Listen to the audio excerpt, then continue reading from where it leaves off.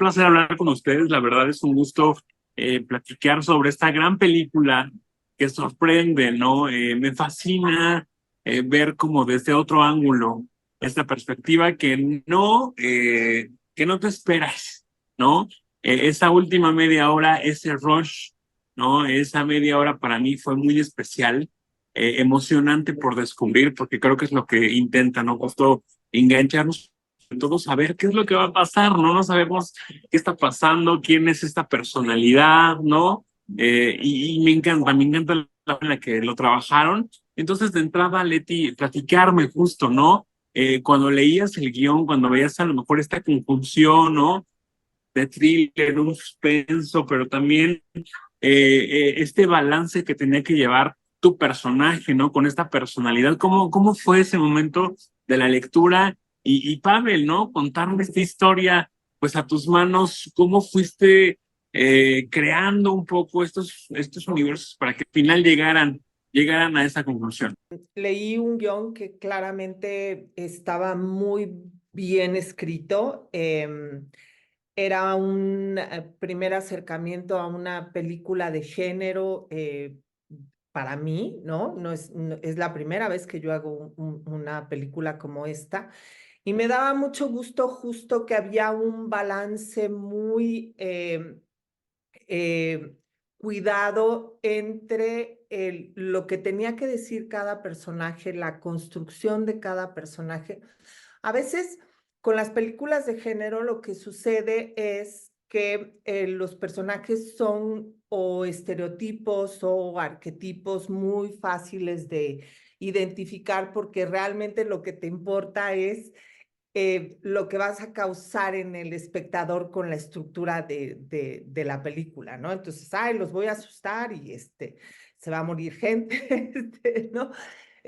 Y de pronto eso hace que los personajes no sean tan redondos como en otro tipo de películas. Entonces, a mí en este guión, en esta principio de película, que es un guión, me daba mucho gusto, precisamente al llegar a esa última media hora de la que tú estás hablando, eh, y entender la inteligencia con la que se había ido tramando que el misterio de cada uno de estos personajes, incluido el que yo interpreto, van sumando para resolver el gran misterio de la película, ¿no?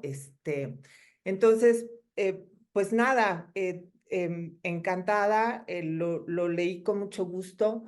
Decía en otra entrevista que los actores trabajamos con la imaginación y que trabajar en una película como esta es un gran regalo para una actriz porque te vas sorprendiendo y vas trabajando con tu imaginación muchas cosas que se completan después en postproducción, ¿no? Que pueden ser pésimas al final, pero que en esta película no lo son. Sí, bueno, extendiendo un poquito lo que comenta Leti, desde el primer pases, las primeras versiones que hicimos de la historia, siempre traté de buscar personajes tridimensionales que tuvieran una cierta profundidad, un cometido, un pasado, y que no obviamente cayeran en los estereotipos del género, como dice también Leti. O sea, eso es lo más difícil, lo que más nos costó encontrar ese balance, ¿no? Para la historia, que tuviera, que no fuera una película con que los recursos visuales o de efectos especiales dictaran, pues, lo que muchas películas de este género tienden a hacer, ¿no? Que es caer en un estereotipo donde pues, te puedes divertir esas 2 horas, pero cuando sales del cine o donde lo veas, eh, no te queda nada, ¿no? Entonces sí también había una búsqueda de un cine de género, pero más clásico. no quería caer en la formulación de cada 5 o 10 minutos el susto, ¿me entiendes? Gratuito, ¿no? Vamos a decir, sino que tuviera un tempo, una cadencia que poco a poco te iba desmenuzando como la piel de una cebolla para dónde iba esto, ¿no? Entonces, bueno, pues eso fue lo que más trabajo nos costó, ¿no?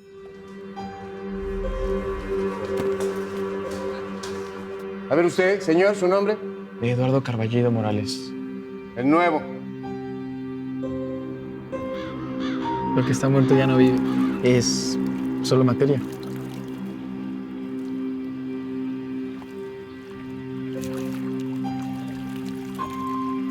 Justo muy interesante, ¿no?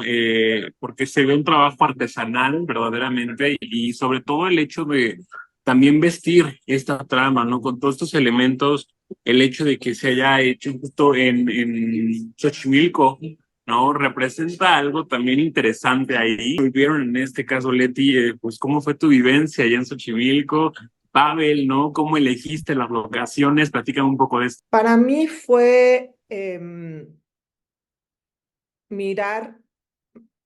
volver a mirar a Xochimilco como lo que es, como una parte muy importante de la historia y del arte pues ahora ya es ciudad, pero era un pueblo, ¿no?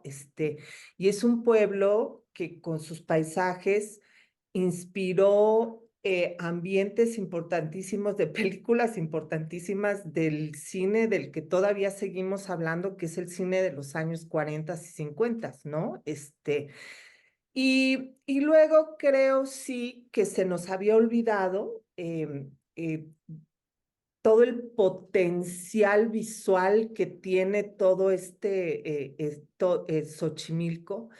Y a mí me dio un gusto enorme cuando empecé a vivirlo como el personaje y cuando finalmente vi la película, pensar que también en ese sentido, en lo que pasa por la iconografía de esta película, se estaba poniendo un granito de arena en mirarlo de esa manera tan fantástica, tan hermosa, ¿no? Recuperar la grandiosidad de estos escenarios naturales que están ahí justo para que los cineastas vayan y los conviertan en cualquier cantidad de escenarios, ¿no? Entonces, me gustó mucho.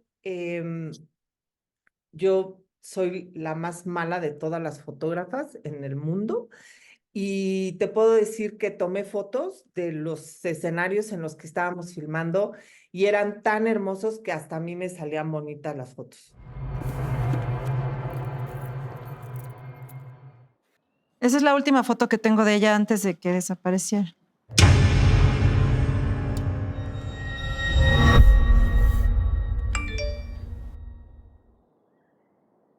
Para ir cerrando, chicos, esta película resuena de manera muy interesante con el tema de que escuchar y afrontar te puede liberar, ¿no? Y justamente también eso te ayuda el vencer tus miedos, ¿no? Te libera de alguna manera. Entonces, este mensaje, ¿cómo resonaba en sus vidas, ¿no? Y de qué manera les creaba una reflexión, pues personal, ¿no? Como Leti, como Pavel. ¿A qué reflexión les llevaba esto? Platíquenme. Mira, a mí me tocó interpretar un personaje de abuela que en un principio yo sentí que no estaba en la edad para ser abuela, ¿sabes? La abuela más joven. Sí. Y eso me permitió hacer una serie de indagaciones en mi persona muy interesantes. Sí, me tocó ponerme en un lugar muy distinto porque estaba desfasada, ¿no? Incluso de la experiencia, por supuesto, que a la final fue lo que me pasó en mi primera película, que era yo una mamá y la estaba haciendo y tenía 20 años y ni siquiera había terminado la escuela, ¿sabes? Pero hubo una indagación justamente de mi parte de cómo tendría que ser. Yo soy una persona muy energética todo el tiempo, ¿no?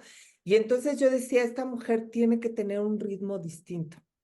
Ella, ¿sabes? Entonces hubo una indagación en ese tempo que necesitaba ese personaje y creo que allí hubo la oportunidad justamente de empatar con la necesidad del personaje protagonista que está justo en ese momento del que tú estás hablando, que es, tiene que enfrentar sus miedos, tiene que enfrentar un pasado que bien a bien no entiende cómo es. Eh, y creo que nos fortaleció a los dos mucho en nuestra relación actoral, en nuestra relación como personajes. Y me gusta mucho pensar que efectivamente colaboramos para al final tener un tipo de reflexión como el que tú estás comentando, porque creo que esta película es una película muy entretenida, pero también creo que es una película que le va a hablar de una manera muy directa y muy frontal a los chavos, a los jóvenes. Y me va a dar muchísimo gusto lo que tú estás diciendo, que al salir del cine siga una conversación de cómo le hacemos para enfrentar los miedos en una época de la vida en la que la mitad de lo que nos sucede, pues, es de una gran incertidumbre, ¿no? El pecado y el castigo siempre van de la mano. O sea, hay una cierta, sin pensar o en mensaje, porque no hay una moraleja o una moralina, yo creo que las acciones que uno hace, produce, también te llevan a lo que vas a ayudarte a crecer y también te persiguen. Entonces, para mí el horror, el principio del género del horror, el cual yo respeto mucho, a pesar de que se ha prostituido demasiado o se ha abusado demasiado, para mí el género de horror es un instinto tan fuerte como cualquier otro insight que tenemos del amor, de la pasión, del drama, del misterio, pero es como se expresa, ¿no? Mucho va en las formas. Y eso es lo que se me quedó de la película para mí, que fue un gran aprendizaje.